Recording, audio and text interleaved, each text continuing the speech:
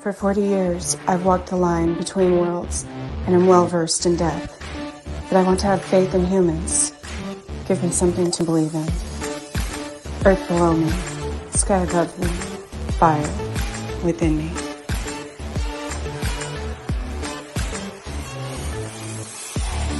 Brought to you by UPRN Network.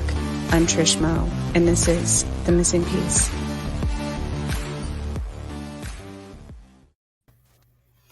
Good evening. We are here broadcasting live on 105.3 New Orleans, and I'm in Kansas. This is UPRN Radio Network, and I would like to thank Carnation for this for sponsoring this hour. And we are here tonight with Flood from Ex V Planis. So hello, my friend. Welcome. Man, it's been a weird day all around. Yeah, you alluded to that.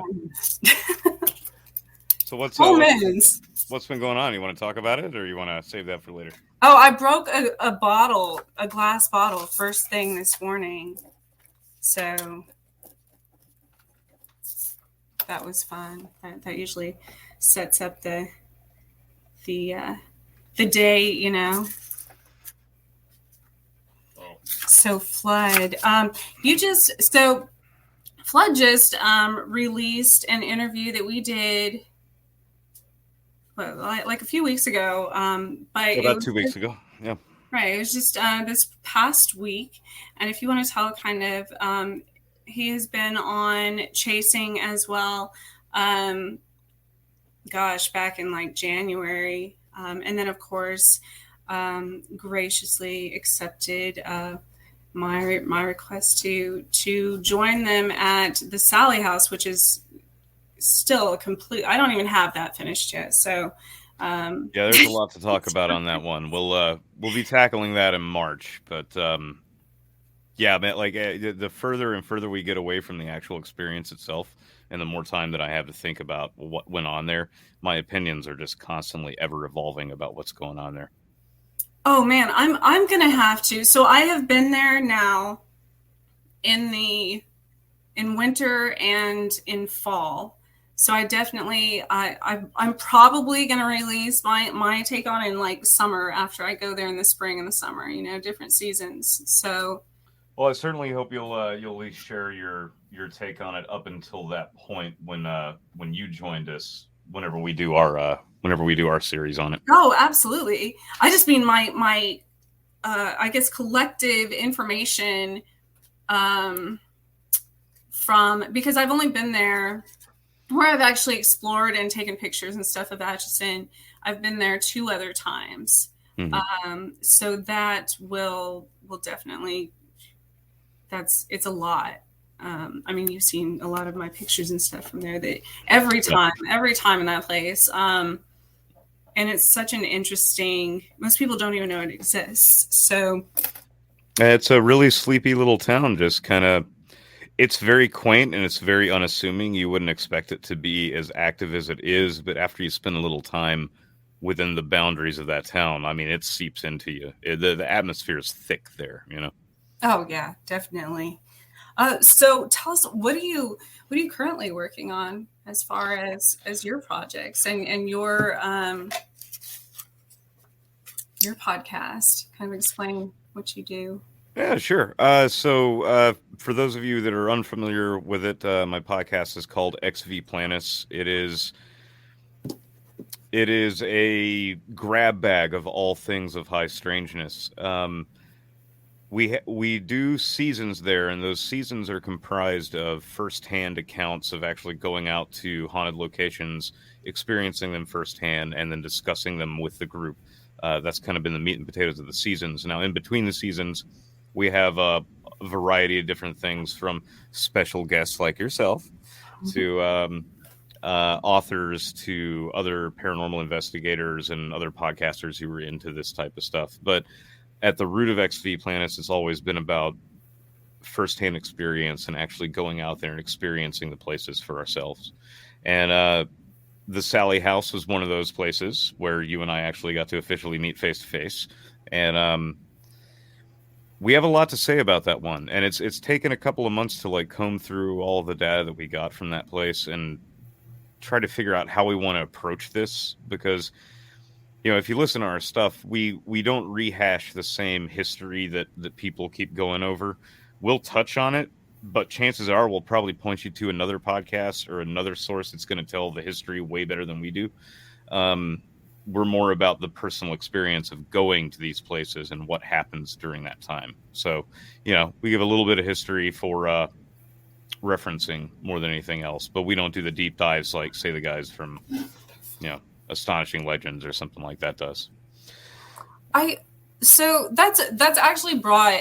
I've been contemplating this a lot lately, as far as I've always gone to haunted places myself, or alone, I guess, for the most part. I mean, unless I bring, a friend or family member. But as far as you all were the very first investigation group. I wouldn't even call it that. You're very unique in that aspect, that I've ever joined anywhere like that. So, but that brings me to lately, as far, and we've kind of, so many people right now have been discussing portals and all the things that go into things, into that I don't even think you can classify portals as like one. There's so much to that, but yeah, that's a whole, like, that's a Cuisinart of weird right there. Right. That can mean a lot of things, but when you and I say portals, we totally understand what each other means. But when we say that to other people, they have a very, very small scope of what we're actually talking about. Yeah.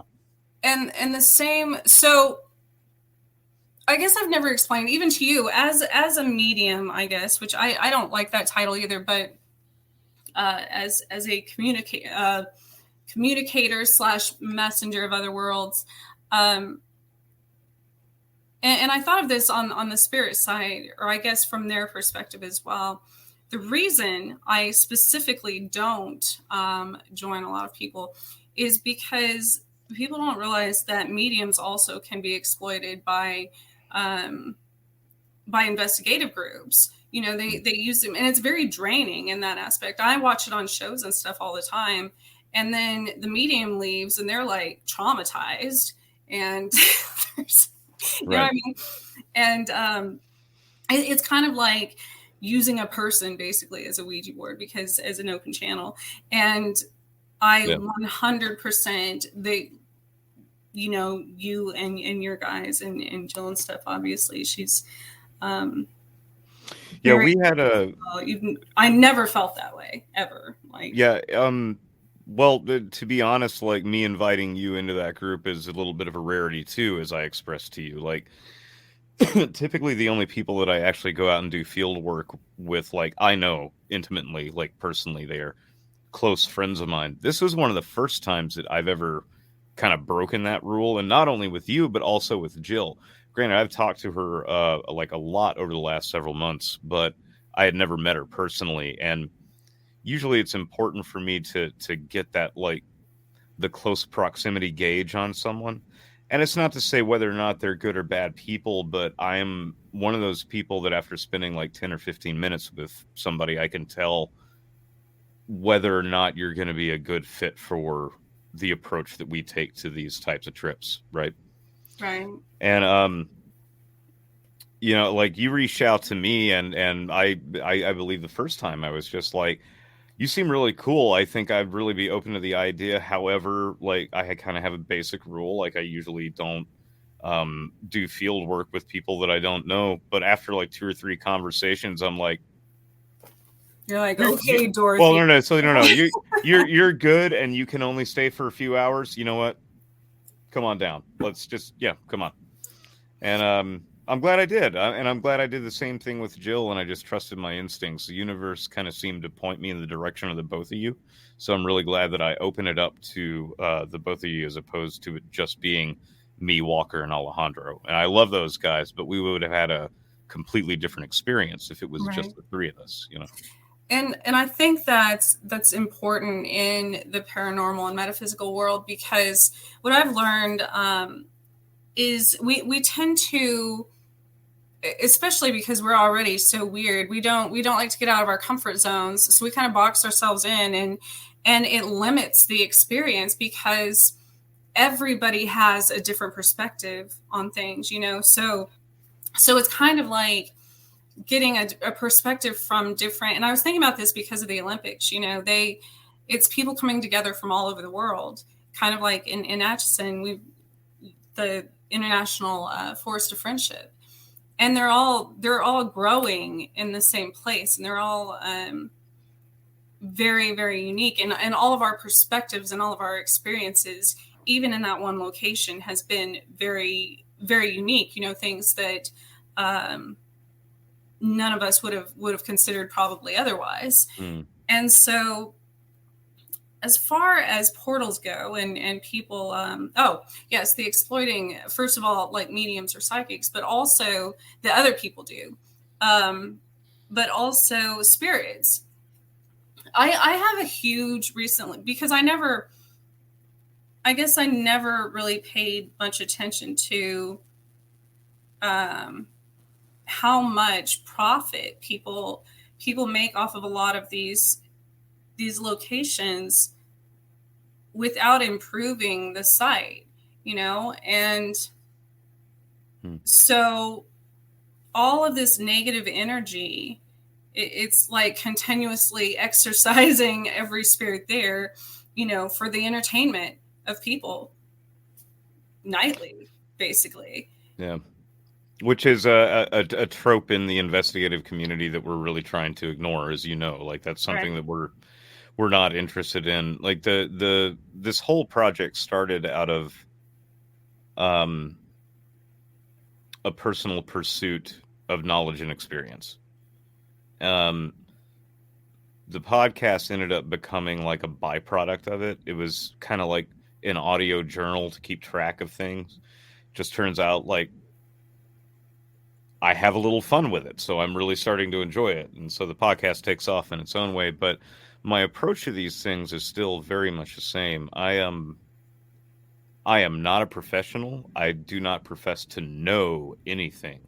I am a searcher of truth and knowledge, and I am trying to understand these new elements to myself, or maybe elements that have always been there that are now just starting to like stir from their slumber. But that includes like ever since I legitimately started to do like boots on the ground investigative work from the very first time, it's active. Like, it's certainly active when I'm around. So I have no idea what to make of that. Still trying to make sense of it all. Apparently, I'm turning into a little bit of a channeler, which is going to get really fun. And when we tackle the Sally House series, you guys will see what I'm talking about. Because that Estes session was, man, that was intense. Like Boy Scouts, tense, or like a circus, intense. Nobody can see the hand motions that I'm making, which is unfortunate. But tense, yes, like a circus, tense. Yes. It's still live on YouTube and Facebook world forever. So, fair enough. So I guess as far as my experiences with spirits, it becomes very personal, because I create almost this relationship, obviously, with each one, because it carries over when they're trying to tell me about the history of something. Because to me, I try to get down to the roots of the situation, of the problem, of what, maybe why they're still there, what they're looking for, if anything. Or I guess what type of connection we can have. And so, I tell people that it's not like if that was one of your family members or friends or something, would you want to be harassing them and bringing up a traumatic event in their life or something that happened, or would you actually want to learn from them, you know, and take that time? So as far as portals go, what's your, I guess, what's your perspective on that? You know, people say leave them open, close them, whatever. So this is interesting. Like you and I have um we have we have similar levels of being in touch with things around us that most people are not, but we're both on completely different sides of the scale, and I find that really fascinating. Like you were involved almost in a communicative type of way, like you can hold conversations and things like that, whereas I check out of me and then something else comes filling in the vase, and then so I don't know, like it's kind of hard to gauge it one way or the other. Um, and to be honest, it's still a very very new part of me. Like this is something that I haven't really even touched on until like the last 5-6 months. So this is very new, even though I've been doing like field work for a couple of years now. It's only maybe been in the last 6 months that I've gone back and listened to the ESTA sessions that I've done and started to pick up on that there may be a little bit more than just me saying words going on there. And then the second ESTA session that we did in the Sally house kind of proved that. Like things went sideways and upside down, left and right. And I mean, it was beautiful, but it was intense too. Like by the end of it, I'm like, I'm done. I'm just done. I'm done. Me, gone for the night. I'm out. Like I'm gonna go outside. I'm gonna go chain smoke on the porch for a few hours. I'm gonna have a beer, and then maybe I'll come inside and go down into the basement because I'm a glutton for punishment. Well, I think so. There's only so much the human mind can comprehend at one time. So in situations like that, that's it's why it's so, it is important to take breaks and come back to it. You know, just like a book or anything, you have to kind of absorb the information. And so I think a lot of times investigators of anything, you know, when somebody goes looking for Bigfoot or something, they almost get tunnel vision because that's all they're looking for. They're expecting to see that. They're expecting a specific outcome. Yeah. But when you keep an open mind to, which is what you told me specifically about that location before I ever even got there, you know. Oh, about Sally House? Yeah. Yeah. To which I try not to learn anything about places before I go to them, but to keep an open mind about it. And I think that's how, you know, if you're only looking at one thing, then you miss all the things around it. So I think that's. I no longer have any concern about looking into the history or the backstory of a place anymore because of my experience at the Sally House. Mm-hmm. And the reason why is that first night that we were there, we were, each and every one of us, we were rooted in what we had been told, what we had been taught, what we thought was supposed to be there.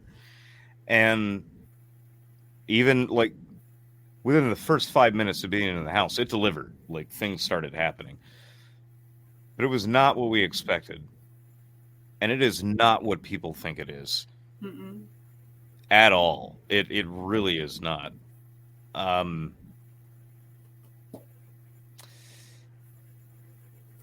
There seems to be like a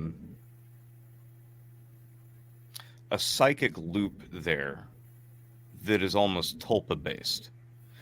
And what I mean by that is it's like, oh god, it's like it's a tulpa hadron collider.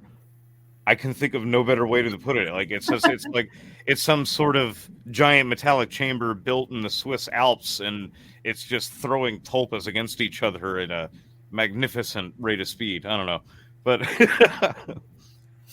but there is something hyperactive about that place because there is a psychic element to that house.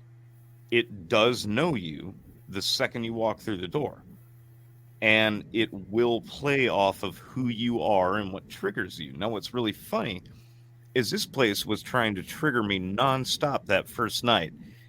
And there was this whole other layer of triggers that they were trying to throw at me, but it didn't register until the next day. It was the weirdest thing. It was, yeah.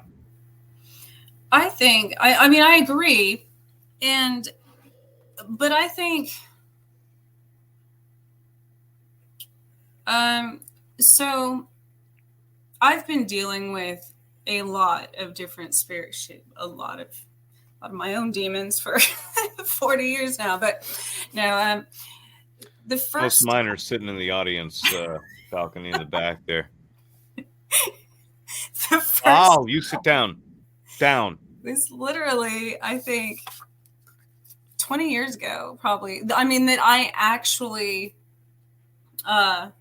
was possessed, I would say, in the form that I guess people assume possession happens. And the only way now with my experience of these things, the only way that I think this actually happens is by things that are not healed within ourselves, obviously. So it's a projection thing.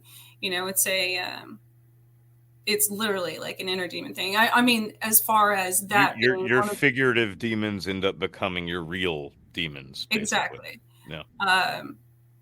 And that's something that can be very dangerous, because when I was when I was about 20, 21, was the first time this ever happened to me.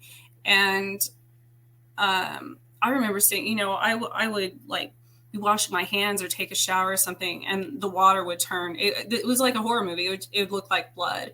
Or I would be looking at my wooden door and start seeing faces in the wood, the wood and the grain and stuff. And just have the weirdest. I stopped eating for like a week. My skin was turning gray. I mean, my eyes were almost pitch black. Like, this was serious. I was literally killing myself, not even intentionally.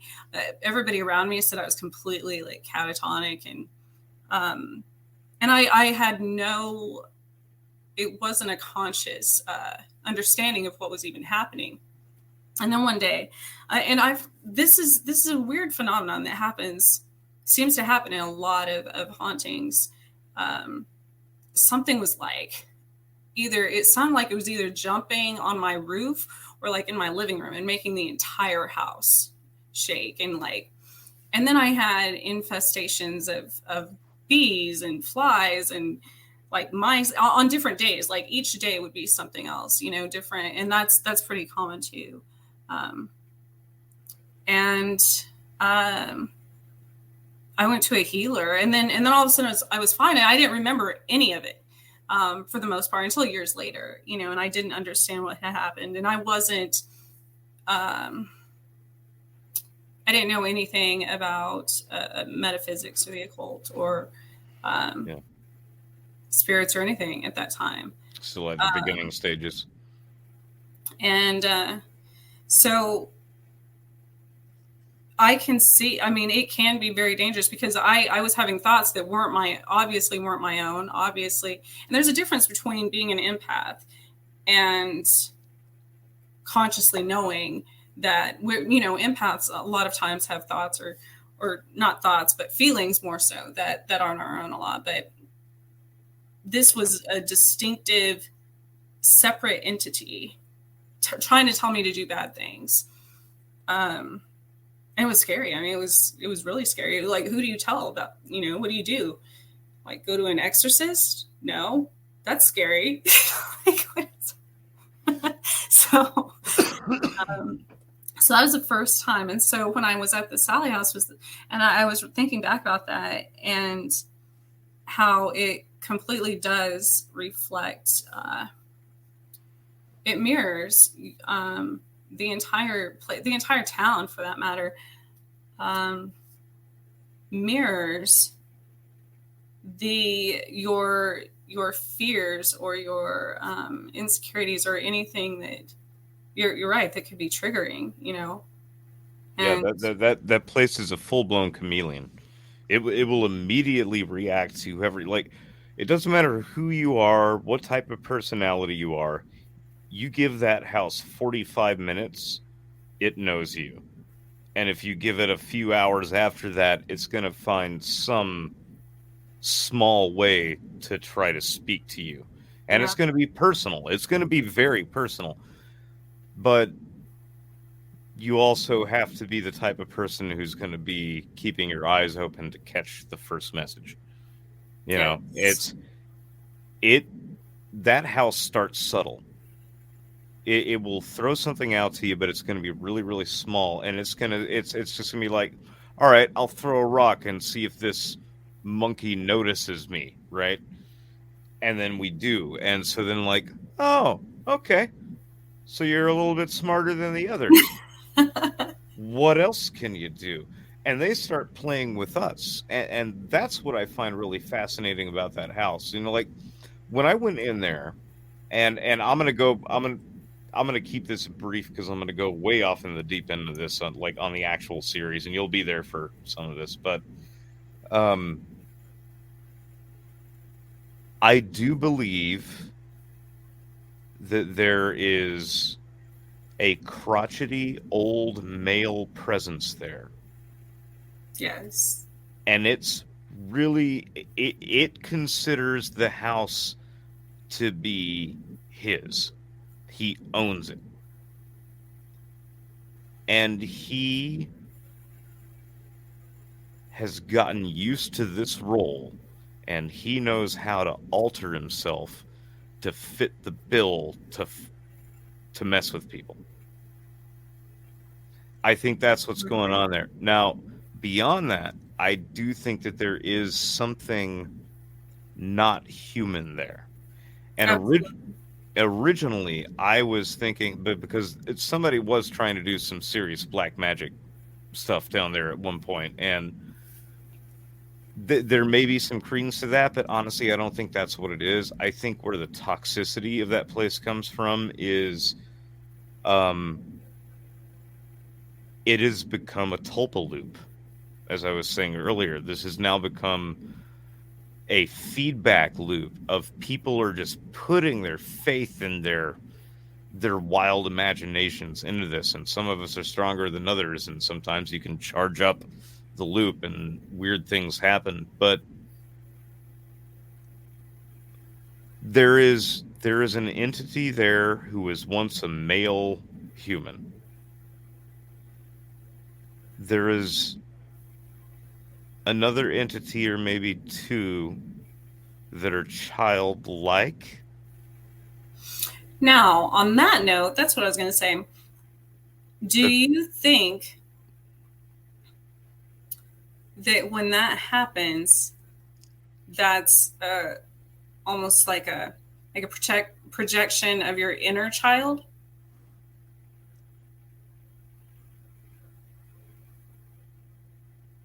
I think it depends on the person. I mean, this place is so reactionary that what I would experience, somebody would be standing right next to me, and Alejandro and I are a prime example of this. We'll go into that in our series because I love that man so much, but he is like the most like squishy empath you'll ever meet in your life. He really is. Like, That's very good. he's an amazing guy. Alejandro, I love you. I love you to pieces. Like, all of this is all terms of endearment. I promise. Oh, but no, there's something else beyond that going on there, and that's what I want to get at. All right, so you have this one formerly living spirit who's definitely associated with the house in some way or another. It is a male. If I'm gonna just randomly call out what I feel, we're definitely talking like over the age of 55, probably later. I'm thinking like maybe mid to late 60s, actually. And it's been there for a very, very long time. And this place, this spirit knows how to masquerade. It knows how to play chameleon. It knows how to switch itself up. It knows how to make it look how it needs to look for you. But what's interesting is that it doesn't know that. This other entity that's in the house is feeding that information to that spirit. There is something very, very weird going on there. But I gotta admit, I don't think it's a demon anymore. I don't think it is an interdimensional being. I honestly think that we've created an electrified tulpa loop, and it has now just become a cycle of, if you were open enough to it and you walk into this space where things are thin, and you got to admit yourself, things are remarkably thin there. It is pulling all sorts of ideas out of your head, and it will manifest them. And I think that's what's going on at that house. I also think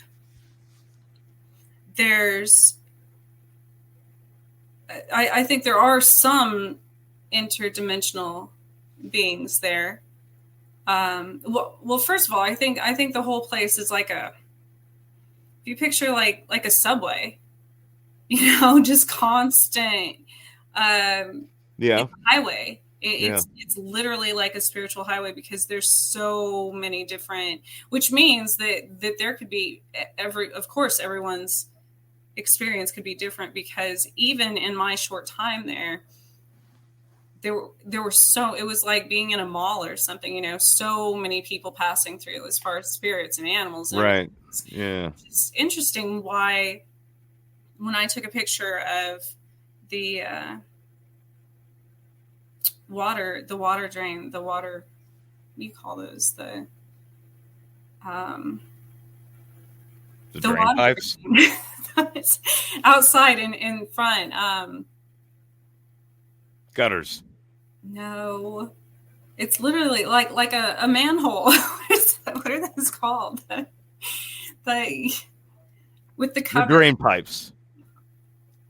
I don't know what it's called, but in front of the house. They're on the side of the street. Cement bars, drains down underneath the road. Yep. No, the one with the cover, which had Indiana on it. Manhole. And it had a date. And that led me to a paper, which is interesting that you compared that to a circus, of literally a freak show in like 1800 something. And it was an African-American published newspaper, which was fascinating because they had all of these things.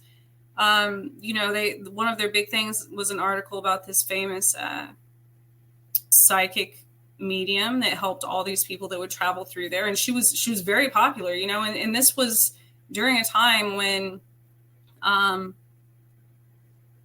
you would think those things wouldn't have been accepted. And then this circus was also another, and it was in the Indiana area, which was interesting because that's what was written on the water cover in front of the Sally house. So it's interesting that it showed me that, and how your spirit's related to death, and how we never really die and things like that. Even back then, that they knew that. And somehow, so I think the entire experience is trying to teach visitors there and draws people there to help us get more connected, to go back to that stage, I guess, to kind of intertwine the worlds, maybe, like a giant grid, maybe. Which brings me back to the portal thing and whether or not they should be closed or open or whatever. Sure, people are afraid of what they don't know. If you already open something, it's dangerous. Anything's dangerous. Space travel is dangerous, and there will be things that are bad that they hear that door, that key turn, and there's all your fears, all your demons turn their head, it's already done. Yeah. It's already done. So, right. But there's also good that comes through. You know, there's a lot of history. There's a lot of, in my hometown, there's a saying on the museum that says, preserving the past to serve the future.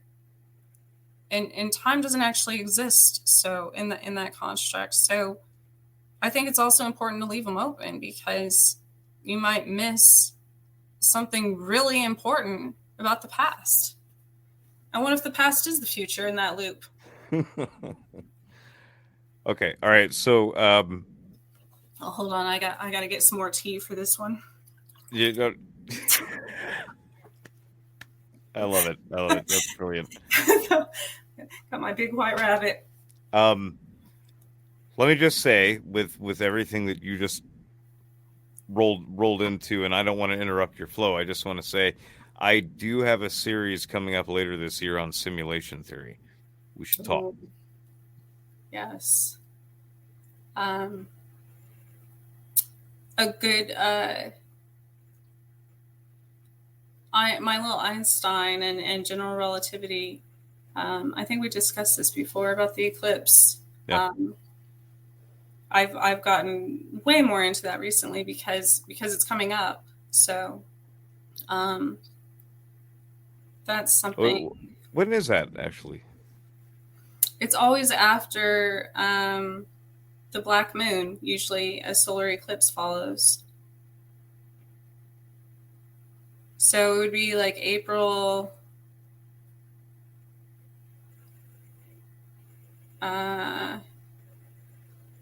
It's got to still, it's still in April, I would assume. 30th. We get a partial, yeah. May 15th through 16th, a total lunar. So April 30th is a partial solar. May 16th, total lunar. October 25th, partial solar.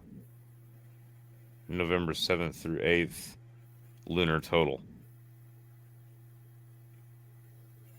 So cool. So I got a lot of pagan altars to build between now and then, and I'll let you guys know how that works out moving forward through the year. The big thing about this one, I think it crosses the U.S. in the opposite way of the last one, which would make an X. Gibo, gift, which is funny. Where gifts can be you brought that up to me earlier. Yeah.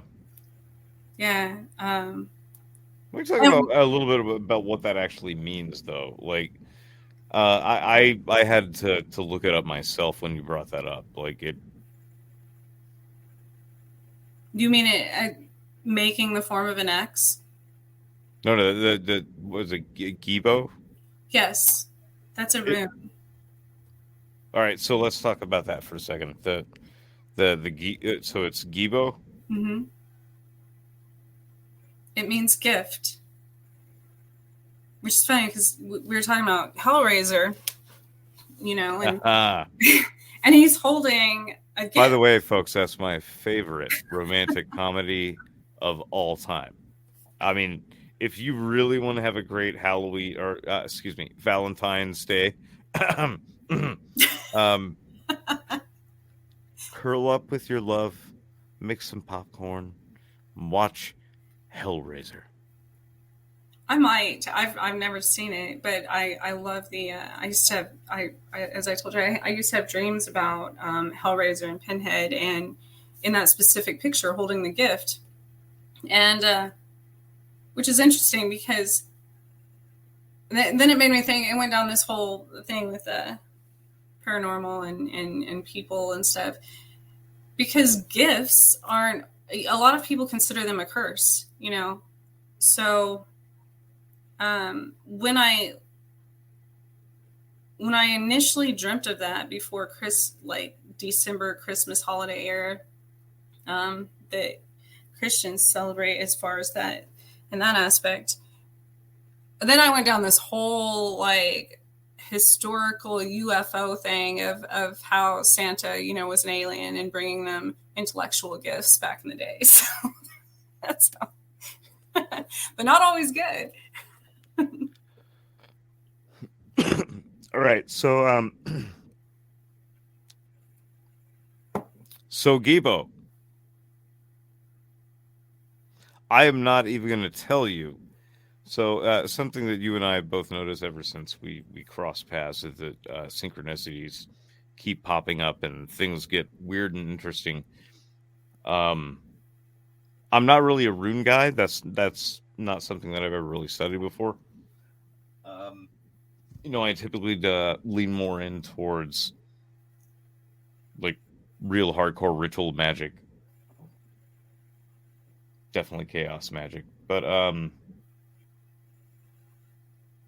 the first page that I brought up on that in particular, yeah, we're gonna have to have a talk. So, also, I was trying to find one thing about that also had to do kind of with gifts and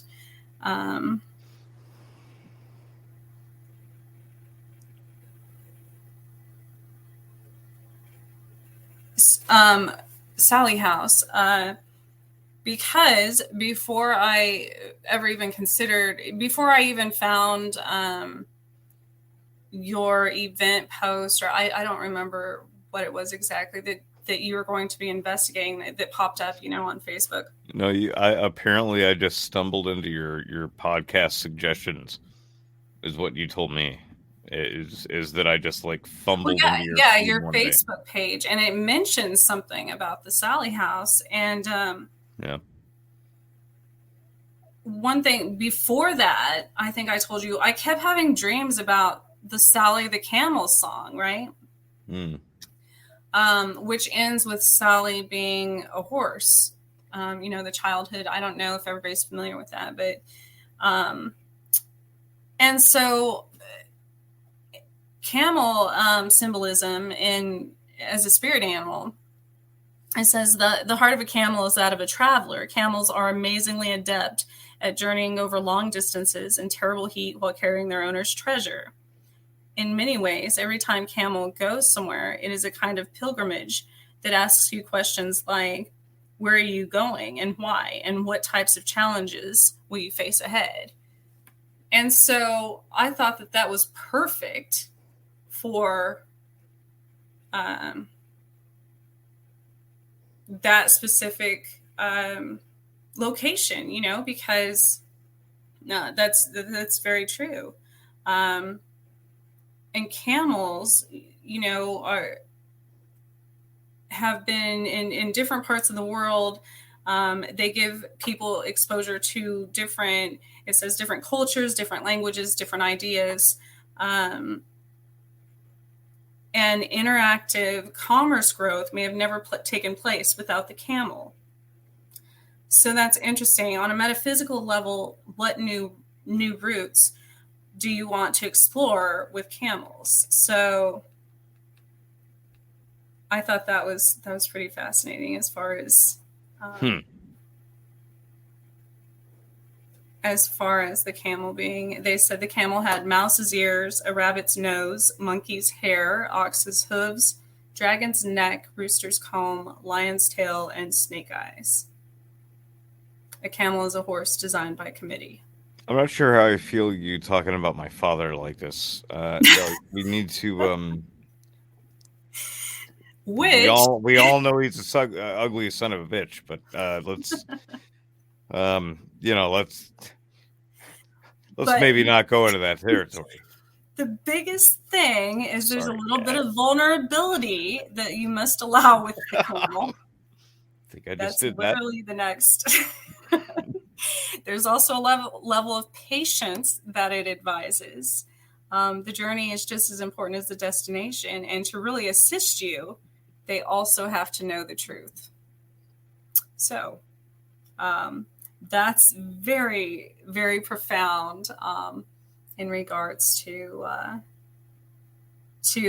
Sally House just being a beginning to multiple places, like even to Waverly, Yeah, are you coming to that? By the way, I'm going to put you on the spot. Are you coming to Waverly with us? Yeah. I hope. Gosh, I've had so many, like, even before I went knew you were even going there, before you mentioned it. My daughter and I were sewing, for Christmas or whatever. And there was, the fabric that we were using. And I'm like, why do I keep finding these labels everywhere? It was Waverly fabric. And I thought that's interesting also because it weaves, any type of fabric, especially with like my native background and stuff. Weaving, right, obviously is very important. And so, aside, even I see things about that all the time, so much about Kentucky and Knox. And you mentioned one really, really important thing about the tunnels there, which also brings me to metaphysically, like, I'm still contemplating whether spirits, people can get trapped in tunnels, but with near-death experiences, I feel like parts of us, fragmented parts of us, it's like the snap, can literally get trapped in tunnels. And you mentioned they used to bring food in and take the dead out through tunnels. And that even happens here in Topeka at Meningers. And it's life in and death out, and it's the revolving death and rebirth. But I do think that parts of our energy get trapped in those tunnels even, which is another reason, as far as the portals go, because you literally lose fragments of yourself, if that happens. So. That's fair enough. I definitely left Atchison with something, but I think I lost a little bit of myself there too. So do you think it's an exchange? Not always. Sometimes you get or you give with no balancing act, and sometimes you get an even split. I'm not going to lie, Atchison kind of messed me up in some ways. I'm not quite ready to go into that, and I will here very, very soon. But that place got to me on a whole different level, but it was a very slow burn for me. Yes. Yeah. It took about 4 or 5 weeks after getting back because, well, you saw me, like, all right, so here was the downside of it. I had to set the whole thing up. I had to organize it. I had to think about all that stuff. So I didn't really get to sink into it the way that I wanted to. I really didn't. There was always this concern of kind of dealing with the balance of everything else that was surrounding the event that wasn't directly related to my time inside of it, and it messed me. I think it didn't mess me up. Like, I definitely had, man, oh boy, did I have some experiences there. But I think I would have had something a little more coherent and maybe a little less jagged. Yes. Had I been able to, like, just completely cut everything off and just sink into the moment. I was not prepared for any of that. And maybe that's what the message was that said, come back when you're ready, Yeah. And just to let you know, I'm pretty much planning on making it a December repeat for like the next 3 or 4 years. So I'll let you know when I have everything confirmed and we can do this part 2, because this is going to be an ongoing investigation. There is something truly amazing happening there, but I don't buy into any story of anybody else's experience in there. This is, and I'm not discounting that. I'm not saying that they didn't have their experiences, but there's something going on there that is intelligent, quick-witted, adaptive to, and I mean wickedly fast adaptive. It knows you, it knows how to get to you, it knows how to play off of your senses, and it knows if it will get anything off of you. And if it reads you after like 30 minutes and you're like, nah, this guy's going to be boring, they're just going to, shrug you off. Yeah, it's not. It's definitely have more exploring, but we are unfortunately out of time. Flood, it has been a pleasure. I know every time I would obviously love to have you back in the future. Yeah. Well, hey, happy Valentine's Day to everybody, and I hope you all will join me once this episode is over.